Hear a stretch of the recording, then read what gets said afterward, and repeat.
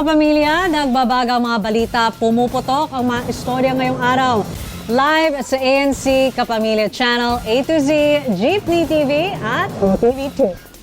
Mga impormasyong mahalaga live din sa YouTube at TikTok, no more, no less, sa tid ng TV Patrol Express. Sa ulo ng ating mga balita, humingi ng paumanhin ang komedyanteng si Pokwang matapos masangkot ang kanyang kapatid na lalaki sa nag-viral na road rage incident sa Antipolo City. Sa video na in-upload niya sa social media, inamin ni Pokwang na kapatid niya ang motoristang nakuna ng video na nanakit sa lalaking nagtutulak ng kariton. Ito'y matapos na masagi umano ng lalaki ang pickup truck na minamaneho ng kanyang kapatid. Nagsorry si Pokwang sa lalaking nagtutulak ng kariton, sa anak nito at sa publiko dahil sa inasal ng kanyang kapatid. Pero nagpaalala siya sa mga netizen laban sa paulit-ulit na pagpo-post ng mga larawan ng kanilang pamilya sa social media. Binatikos din niya ang ilang politikong nakikisakay umano sa issue. Ako po yung humihingi ng dispensa doon po sa kanyang nakaalitan at lalong-lalo na po doon sa anak na babae. Doon sa mga nag-post pa ng paulit-ulit ng mukha ng buong pamilya ko. May tinatawag po tayong cyberbullying and cyber libel. Doon po sa mga ibang politiko na nakisakay po na hindi naman taga-Antipolo, nakakaloka. Kasi mambabatas pa naman kayo. So alam po ninyo dapat po yung tinatawag dating cyber libel, cyberbullying, sir. Isang sugatan sa salpukan ng sports utility vehicle at multipurpose vehicle sa Del Monte Avenue sa Quezon City, Martes ng madaling araw. Sa CCTV footage, patawid ang SUV sa Paraiso Street nang banggain ng MPV. Sa lakas ng salpukan, tumagilid ang SUV habang nawasak ang harapang bahagi ng MPV. Isinugod sa ospital ang driver ng SUV na nagtamo ng pasa at bukol sa ulo. Hawak na ng Traffic Sector 1 ng Quezon City Police District ang driver ng MPV. Nakumpirmang nakainom siya ng alak. Maharap siya sa mga reklamong reckless imprudence resulting in physical injury and damage to property at paglabag sa Republic Act No. 10586 o Anti-Drunk and Drug Driving Act of 2013. Patuloy ang paghahanap sa isang taong gulang na bata na tinangay ng isang taong kalye sa Novaliches, Quezon City. Sa CCTV video, lumabas ng convenience store sa Barangay San Bartolome ang babaeng suspect na bit-bit ang bata noong Miyerkules. Ayon sa Novaliches Police, kaibigan at kapwa street dweller ng mga magulang ng bata ang babaeng suspect. Sinabihan umano ng suspect ang mag-asawa na ililibre ng pagkain sa convenience store. Pero tinangay na ng suspect ang bata nang malingat ang mag-asawa. Naaresto ang suspect noong Biyernes pero hindi niya kasama ang bata. Inamin niyang tinangay niya ang bata at iniwan umano sa isang kalye sa Muñoz, Quezon City. Naharap siya sa kasong child abuse at kidnapping. Iniimbestigahan ng Philippine National Police ang lahat ng posibleng anggulo kabilang ang foul play sa pagkawala ng isang babae sa Quezon City ilang araw bago ang kanyang kasal. Ayon kay PNP Chief Jose Melencio Nartates Jr., ginagawa ng mga investigador ang lahat para matukoy ang tunay na nangyari at matunton ang bride-to-be na si Shera De Juan. Inireport na nawawala si De Juan 4 na araw bago ang nakatakda niyang kasal noong December 14. Base sa investigasyon, huling nagkausap si De Juan at ang fiancé niyang si Mark R.J. Reyes noong December 10. Papunta umano sa mall ang babae para bumili ng wedding shoes. Pero hindi na siya nakita pa mula noon. Iniwan din ng babae sa bahay ang kanyang cellphone habang naka-charge. Sumasailalim na sa forensic examination ng PNP ang nasabing cellphone. Nagsasagawa na rin ang binuong Special Investigation Team ng backtracking ng mga CCTV footage sa mga lugar na posibleng dinaanan ng babae. Kinumpirma ng Bureau of Immigration ngayong Martes na ilang araw na malagi sa Pilipinas ang mag-amang sangkot sa mass shooting sa Bondi Beach sa Sydney, Australia.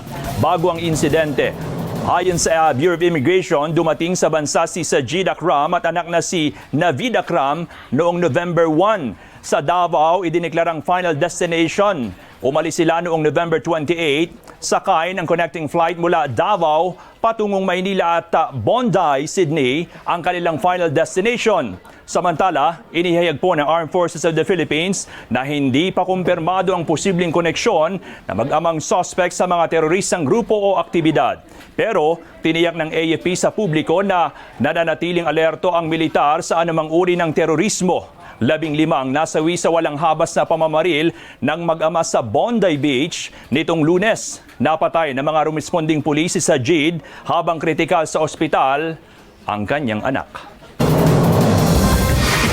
Susunod, kapamilya action stars Richard Gutierrez at Gerald Anderson magsasanib puwersa sa pangmalakasang serye sa susunod na taon. Abangan sa pagbabalik ng TV Patrol Express!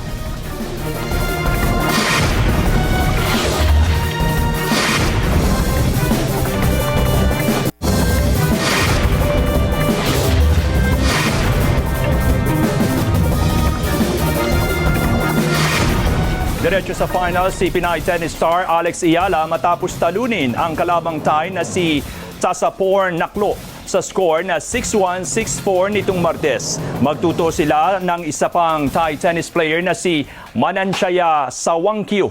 Tinalo po naman ni Sawangkyu ang world number 54 at Indonesia na si Janice Chen.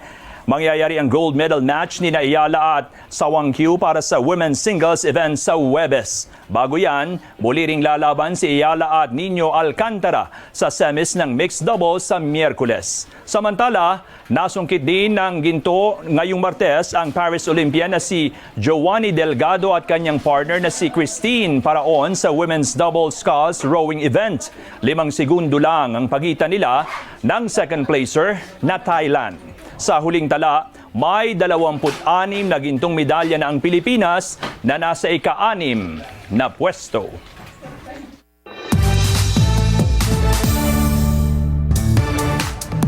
Ang latest sa showbiz sa ating Star Patrol Express. Magsasanib puwersa ang 2 bigating kapamilya action stars sa isang pangmalakasang serye sa susunod na taon. Inanunsyo ng JRB Creative Production na muling sasalang sa larangan ng aksyon sina Richard Gutierrez at Gerald Anderson. Parehong tumatak sa mga manonood ang husay ng dalawa sa naturang genre matapos ang successful run ng kani-kanilang serye sa primetime. Si Richard na huling napanood sa Incognito at si Gerald sa seryeng Sins of the Father na siya rin ang nagdirect. Ipinasilip na ng ABS-CBN ang ilang eksena sa panibagong seryeng pagbibidahan ng kapamilya stars sa sina Joshua Garcia at Ivana Alawi. Sa trailer ng Love is Never Gone, magkocross ang landas ng dalawa sa Morocco kung saan tila masasangkot ang karakter ni Joshua sa buhay ni Ivana na hinahabol ng pulisya.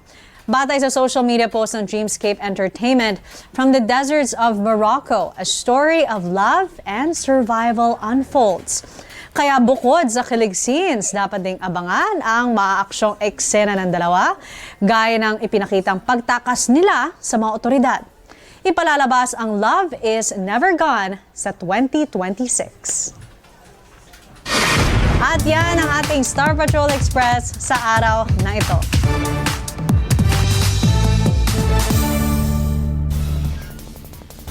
Actually, kaya wala si Jeff. Kasi nga, may taping siya.